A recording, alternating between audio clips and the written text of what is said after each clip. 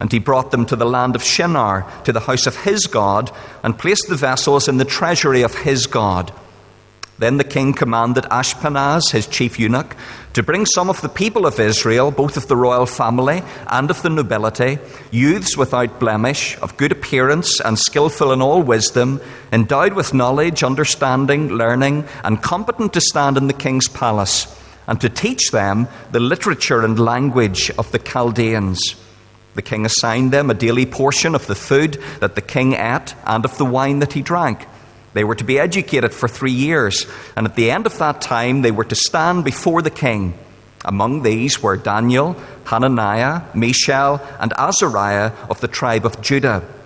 And the chief of the eunuchs gave them names. Daniel he called Belteshazzar, Hananiah he called Shadrach, Mishael he called Meshach, and Azariah he called Abednego. But Daniel resolved that he would not defile himself with the king's food or with the wine that he drank. Therefore he asked the chief of the eunuchs to allow him not to defile himself. And God gave Daniel favor and compassion in the sight of the chief of the eunuchs. And the chief of the eunuchs said to Daniel, I fear my lord the king, who assigned your food and your drink. For why should he see that you were in worse condition than the youths who are of your own age? So you would endanger my head with the king. Then Daniel said to the steward, whom the chief of the eunuchs had assigned over Daniel, Hananiah, Mishael, and Azariah, test your servants for 10 days. Let us be given vegetables to eat and water to drink. Then let our appearance and the appearance of the youths who eat the king's food be observed by you, and deal with your servants according to what you see. So he listened to them in this matter, and tested them for 10 days. At the end of 10 days it was seen that they were better in appearance and fatter in flesh than all the youths who ate the king's food. So the steward took away their food and the wine they were to drink, and gave them vegetables. As for these 4 youths, God gave them learning and skill in all literature and wisdom, and Daniel had understanding in all visions and dreams. At the end of the time, when the king had commanded that they should be brought in, the chief of the eunuchs brought them in before Nebuchadnezzar. And the king spoke with them, and among all of them none was found like Daniel, Hananiah, Mishael, and Azariah. Therefore they stood before the king, and in every matter of wisdom and understanding about which the king inquired of them, he found them 10 times better than all the magicians and enchanters that were in all his kingdom. And Daniel was there until the 1st year of King Cyrus. Amen. This is God's word. Well, it's definitely getting colder, isn't it? And I don't just mean the weather, although that's getting cooler as well, but I mean specifically the spiritual climate, society's attitude towards Christians. It seems that even here, there's a tide of pluralism and secularism sweeping through society from top to bottom. And it's bringing with it an almost paralyzing political correctness, and also what's been referred to by some as the intolerance of the new tolerance. Just about everything is to be tolerated except biblical Christianity. It's definitely getting a lot colder, not just in the headline-grabbing controversies like with Asher's Bakery recently, but also in the day-to-day attitudes and values. Perhaps it doesn't feel so much like it's sweeping in as seeping in, slowly, steadily seeping in, infiltrating the way most people around us now think, shaping within society a pretty much secular view of the world. Faith that almost seemed mainstream a generation back is now branded extreme, dangerous, and even, ironically, as evil. Richard Dawkins says, I think that a case can be made that faith is one of the world's great evils. It's interesting that he makes a moral judgment on some kind of basis in what he's saying. One of the world's great evils, comparable to the smallpox virus, but harder to eradicate. So how are we to live for God? How are we to honor God in an increasingly hostile world? On one side, we're under pressure from the world, and the pressure is to assimilate, just to blend in. We're told that that's what it takes, that's what it will take for the church to survive, to become culturally relevant.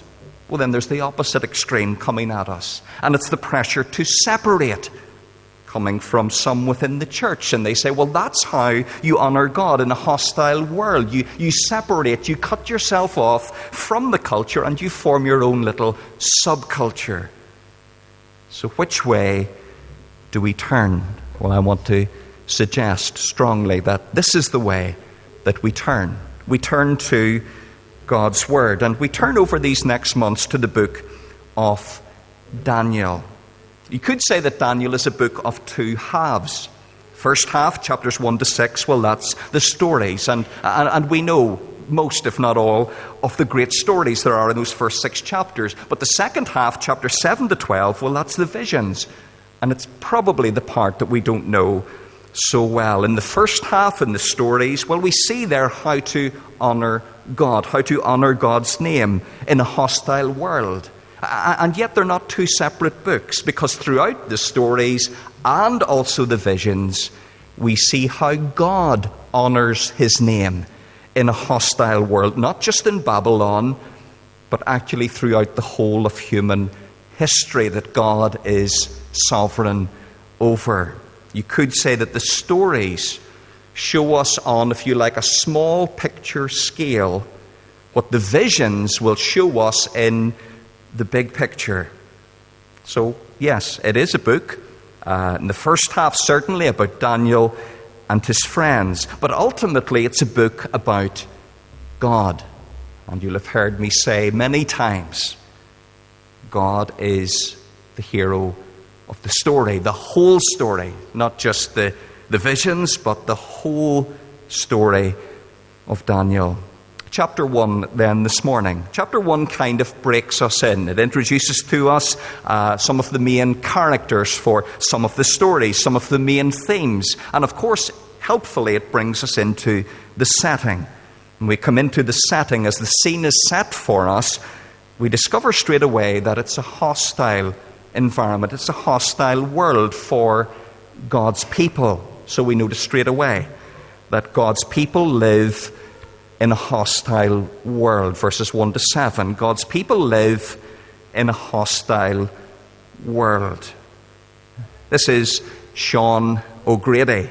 Sean O'Grady knew what it was like to live in a hostile world. Well, it was only for 1 week, just under a week actually. The film, if you've seen it, Behind Enemy Lines, it tells the story of how he was shot down as an F-16 fighter pilot over Bosnia during the Bosnian Serb conflict, and he ended up in hostile territory.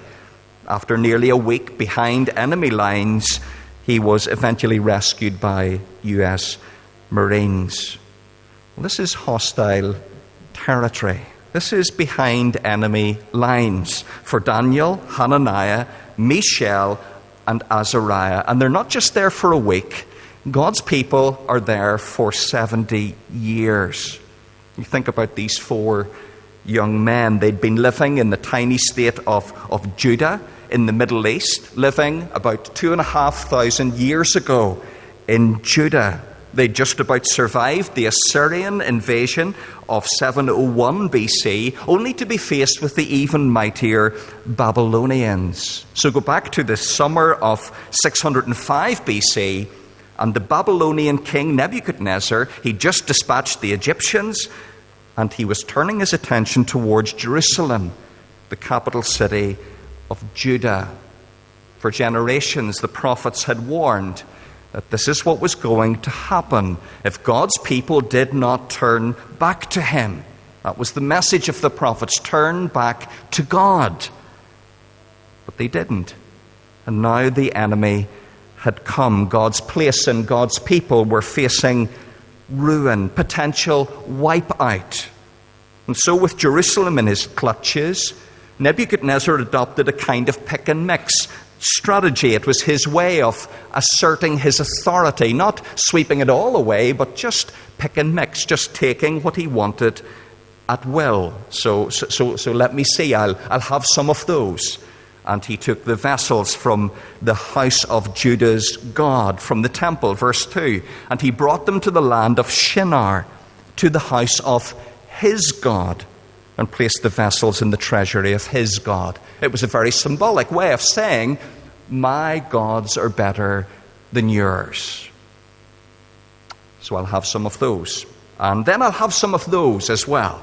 I'll have the best young men of Judah. I'll have young men who can work for me in my government, carrying out my commands. Verse 3, he took of the royal family of the nobility, youths without blemish, of good appearance, skillful in wisdom, endowed with knowledge, understanding, learning, and competent to stand in the king's palace. But the job isn't finished with them. There's some training that's going to have to be undertaken. And Nebuchadnezzar commanded one of his top men, Ashpenaz, verse 4, to teach these youths, these young men, the literature and language of the Chaldeans. And the king assigned them to keep them sustained through their education, a daily portion of the food that he ate and the wine that he drank. They were to be educated for 3 years, sort of regular bachelor's degree. And at the end of that time, they were to stand before the king. It sounds a little bit like being enrolled in the University of Babylon, except you didn't apply for this university, you've just been brought there.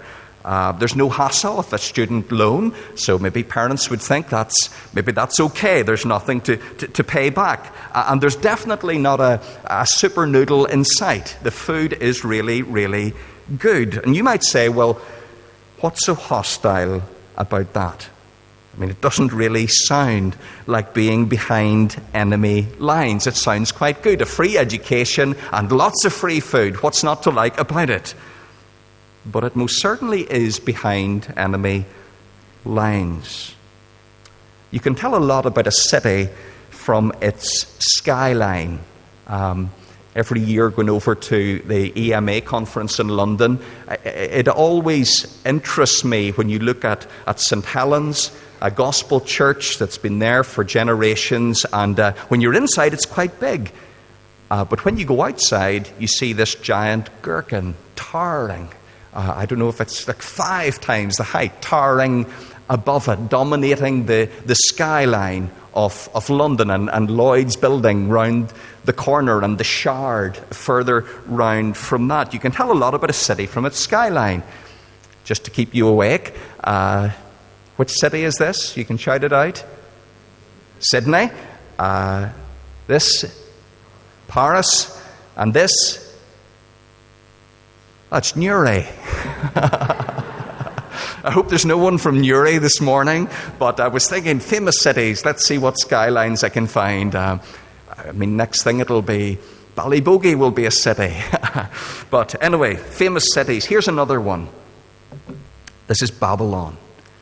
You can tell a lot about a city from its skyline. This is the largest city in the world at that time. This is the capital of the then world superpower, and they're standing in the center. Towering in the center was a ziggurat. It was affectionately known as the house of the foundations of heaven and earth. It was a multi-story, multi-god temple. It was probably not unlike the Tower of Babel. And it's interesting, this is around the same area that the Tower of Babel, or the partially completed Tower of Babel, would have stood. I think that's why we're told it's the land of Shinar, because if you go back to the plain of Shinar where the Tower of Babel was being built in Genesis, and there's a similar idea here of saying we are the gods. We're the ones in control. Another big construction in the city's skyline was the house of the marvel of mankind. And people don't often give names to their houses today. It used to be very much in vogue. I grew up, our home was called Hebron. We had a good biblical name for ours. But you got Bellevue and lots of interesting names. But here's someone who thinks a lot of themselves. And his house is called the House of the Marvel of Mankind. And there lived one Nebuchadnezzar. the king of Babylon, the most powerful ruler of the world? Or is he? He certainly thinks he is. As you look across the skyline in Babylon, there's over 1,000 temples. Temples for a whole host of gods. Gods of sex, gods of power, gods of wealth. Gods to meet your needs. This was a pluralistic society. This was a place where many gods were tolerated, and so by implication, exclusive claims were intolerable. You can see that reflected in the name changes that take place. Daniel, Hananiah, Mishael, and Azariah, they all had names that in one way reflected one God, the one true and living God, Yahweh, the God of his people, God's people in Israel, Judah. God is just. Daniel, God is gracious. Hananiah, God is incomparable. Mishael, God is our helper. Azariah. But now, in an attempt to change, to warp their identity, they're given names that reflect actually a plurality of false Babylonian gods. So it's a pluralistic society. It's a materialistic society. Even the gods were said to have arisen out of matter. Matter was what mattered most. The things that could be seen and touched and owned and aspired to. The questions about life, the big questions, well, those could only be addressed within a closed material system. So it's pluralistic, it's materialistic, it's relativistic. Everything's relative. There are no absolutes, no absolute truth. Everything was relative. He took a bit from here and a bit from there and a bit from somewhere else, and you developed your own values and morals and identity. Pluralistic, materialistic, relativistic, hedonistic. In fact, Babylon today is sometimes used as a metaphor for hedonism, self-indulgent, pleasure-seeking. Simply put, if it feels good, then do it. That's Babylon. Pluralistic, materialistic, relativistic, hedonistic. It certainly was behind enemy lines for these four young men. God's people live in a hostile world, and they still do. We still do. You listen to the descriptions there, even the gods that they serve, gods of sex and power and wealth. It doesn't sound unfamiliar, does it? A pluralistic society where many gods are tolerated, but exclusive claims are intolerable. The intolerance of the new tolerance. A pluralistic society where worshipping gods of need meeting, whether in sex or power or wealth, well, that's the norm. Materialistic, where matter matters most. What you can see, what you can touch, what you can own, what you can aspire to. Think about the questions, big questions about life. Well, the big questions have to be answered within a closed, material world. Scientific answers only, please. A relativistic world.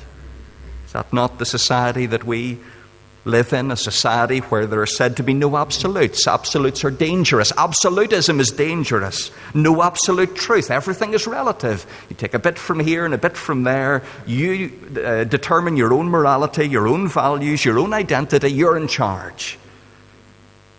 Hedonistic, where if it feels good for me, then do it. Who could tell me not to? A self-indulgent, pleasure-seeking society. God's people live in a hostile world. They did then, and they do today, behind enemy lines. But God is still God. That's the big full stop. But God is still God. Elizabeth Elliot knew all about life behind enemy lines. what life was like in a fallen and hostile world, a world of pain and sorrow and suffering. She'd lost her husband, Jim Elliot, as we probably know the story, martyred in Ecuador by those he was seeking to reach. Maybe you didn't know that Elizabeth Elliot was widowed a second time. Her second husband was a theologian by the name of Addison Leach. As Elizabeth mourned the loss of Addison, she asked this question: what has not changed? It seemed that the foundations were shaking in her life. What has not changed? In a hostile, fallen world of change and loss, what has not changed? The answer that Elizabeth gave as she considered God's Word, as she also went line by line through the Apostles' Creed and asked that question, what has not changed? The answer she gave is the same answer that the whole book of Daniel gives. What has not changed? God has not changed. In a world of change, God changes not. In a hostile world, God is still on the throne. And actually, the center of the book of Daniel is the high point. It's the pivotal, climactic point of the book in chapter 7. And both sides of the book are looking into chapter 7. In chapter 7, we've that amazing picture of God on his throne, the Ancient of Days. Verse 2, here in chapter 1, we see this God who is still God, still ruling and reigning over all. Verse 2, the Lord gave. The Lord gave. Verse 9, it's as if it punctuates the passage. Verse 9, God gave. Verse 17, God gave. God is present. He's present in his sovereign role. The Lord gave Jehoiakim, king of Judah, into his hand with some of the vessels of the house of God. Nehemiah thinks that means we're the winners. No. The Lord gave. God is present in his sovereign role. Nebuchadnezzar could only take because God gave.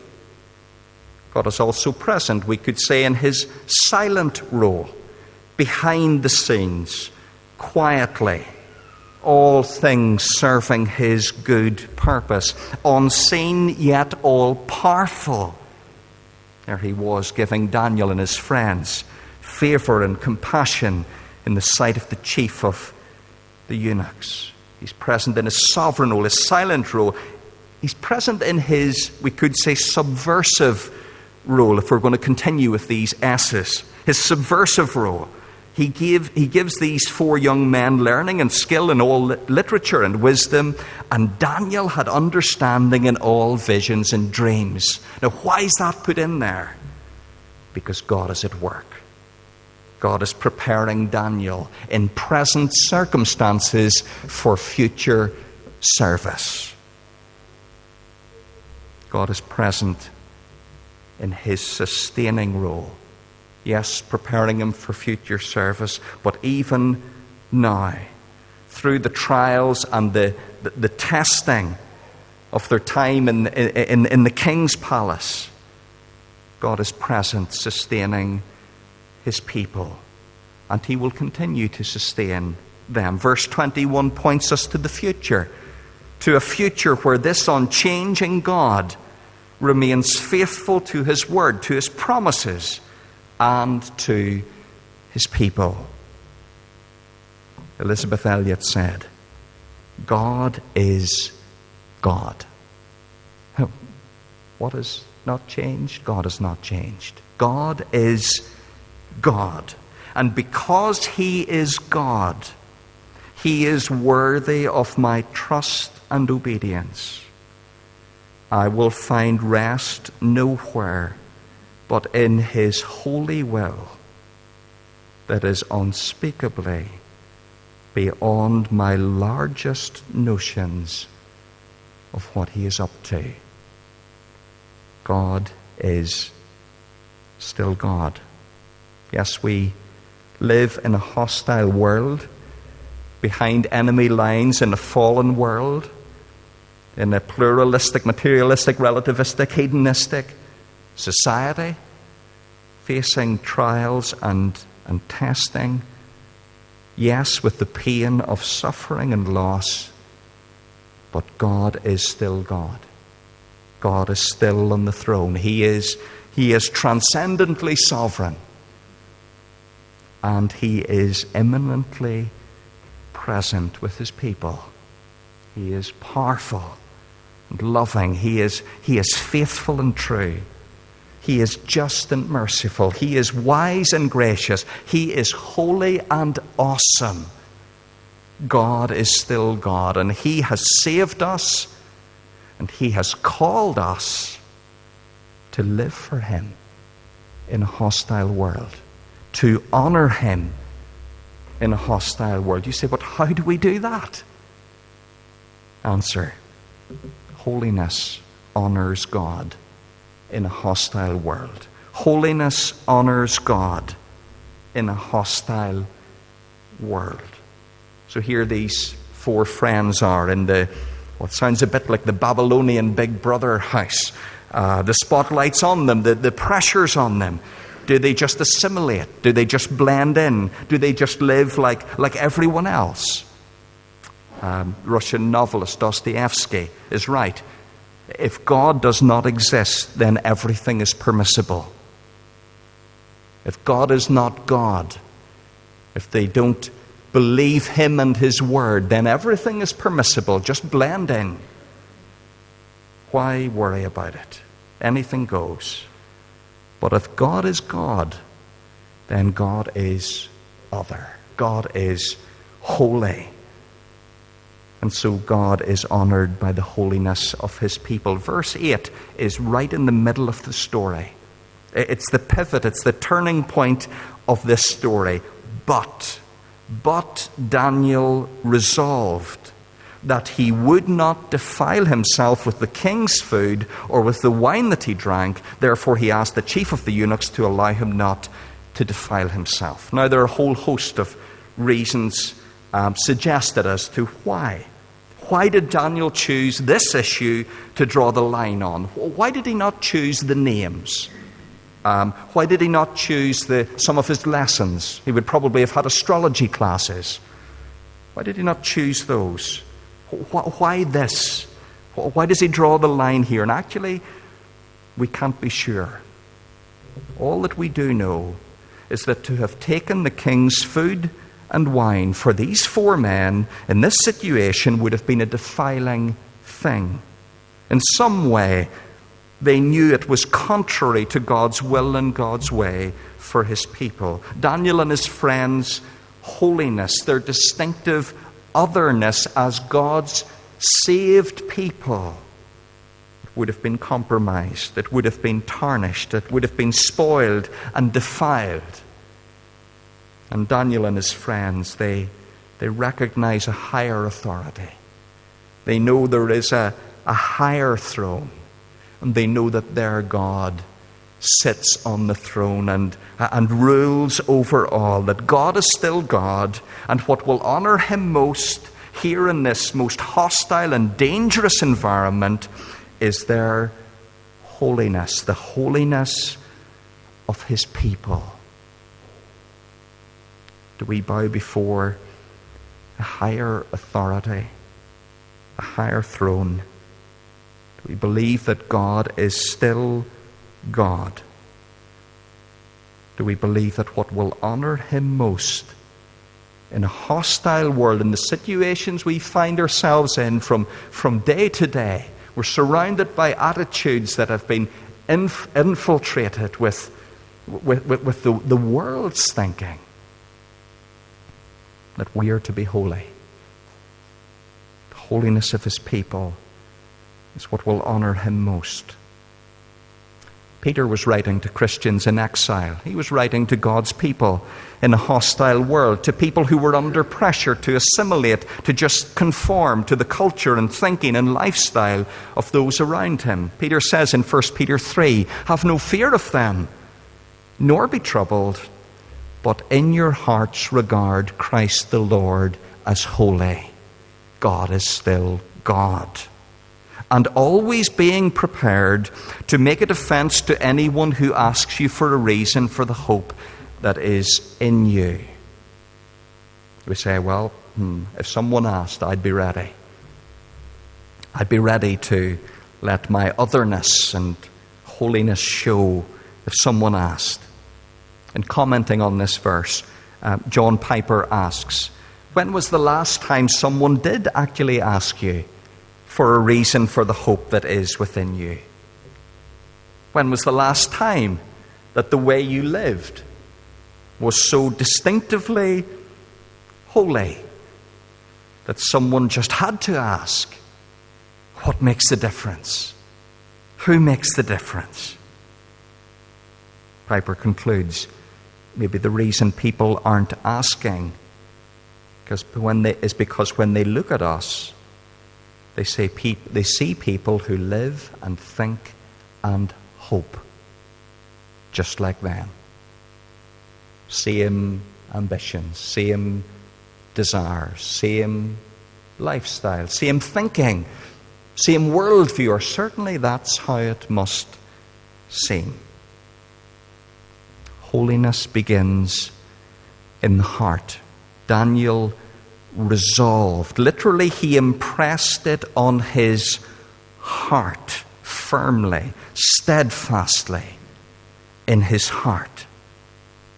Peter says we're to regard Christ as holy in our hearts. Holiness is primarily a heart submission to the will of God, a bowing in our hearts before God's holy, supreme authority, and then that working out in our lives as God enables us. Yes, like Daniel, that's to work out in a way that is sensitive. You read through the story at home, you'll pick up on that.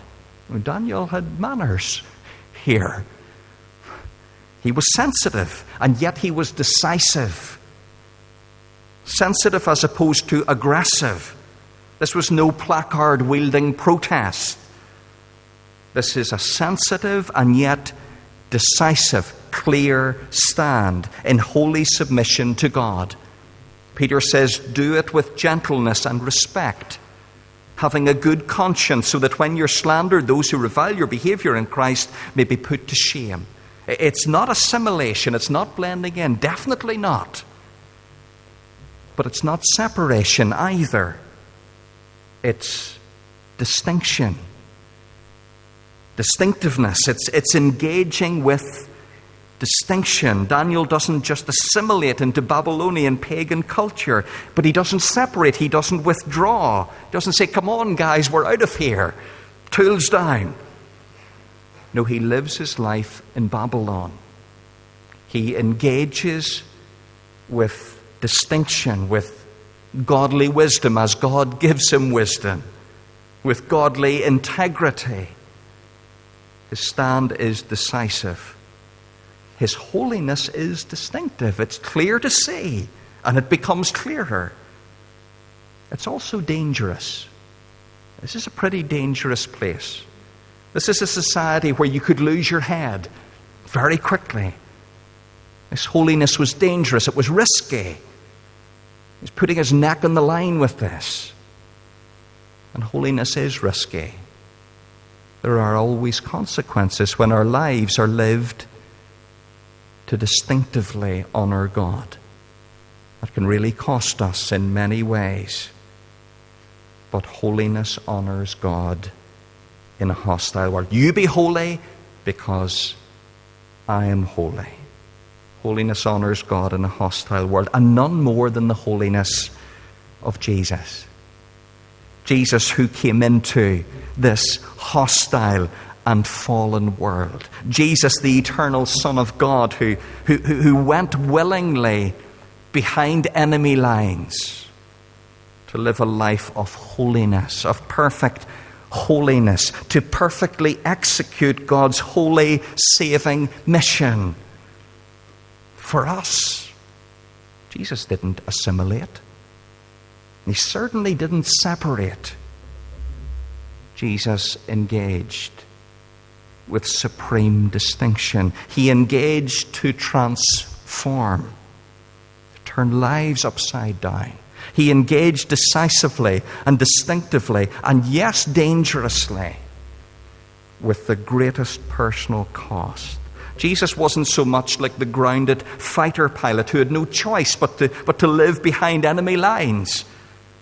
No, Jesus was more like those who rescued him, choosing willingly to enter hostile territory in order to rescue us. Peter again. For Christ also suffered once for sins, the righteous for the unrighteous, that he might bring us to God, that we might be holy as he is holy, that we might be like living stones being built up in a spiritual house, to be a holy priesthood of believers, to offer spiritual sacrifices with our lives to God through Jesus Christ. Holiness honors God in a hostile world. And in the end, God proves true. At the end. We have that phrase coming twice here towards the end of the chapter. At the end of the 10-day test. They're better than the rest. Then verse 18, at the end of the time, when they're brought in before the king, among them none was found like Daniel, Hananiah, Mishael, and Azariah. In the end, God proves true. Now, yes, for us, the final vindication will not be in this time. We should expect to be the marginalized minority. We need to factor that in. In this world, you will have tribulation. It's not our right to have our voice heard, to have our way. We should expect to be a marginalized minority. But in the end, God is still God. And God proves true. That was Peter's message to those Christians in exile. He's writing to in 1 Peter chapter 1. He has caused us to be born again to a living hope through the resurrection of Jesus Christ from the dead, to an inheritance that is imperishable, undefiled, and unfading. A salvation ready to be revealed in the last time, in the end. The revelation of Jesus Christ, to his praise and glory and honor. In the end, God proves true. Verse 21 can easily be missed. We think, well, that's just a kind of link. That's getting us into chapter 2 or what follows. Well, it's more than that. It's like a subversive subtext. We read, and Daniel was there until the first year of King Cyrus. You see the whole movement of the chapter? You see the turnaround, the turning of the tables. At the beginning, it's Nebuchadnezzar. He's the heavyweight. His gods, they're in the ascendancy. At the end, here's a reminder that Nebuchadnezzar will come and Nebuchadnezzar will go. But God's purpose remains firm. The Babylonian gods, they may have the biggest temples, multi-story temples. But the true and living God is sovereign over all. And actually, the reign of Cyrus, it will mark the end of the exile of God's people. It will bring a return of the vessels. But more importantly, it will be another step along the road to the ultimate deliverance and salvation of God's people. Cyrus will point us to Christ, the coming of Jesus, the cross, and the empty tomb. It seemed like total wipeout, but it's not total wipeout. Why? Because God is still God, and God is still on the throne. God is God. And because he is God, in a hostile world, yes, but because he is God, he is worthy of my trust and obedience. So I will find rest nowhere but in his holy will that is unspeakably beyond my largest notions of what he is up to. Because God is holy. Holiness honors God in a hostile world.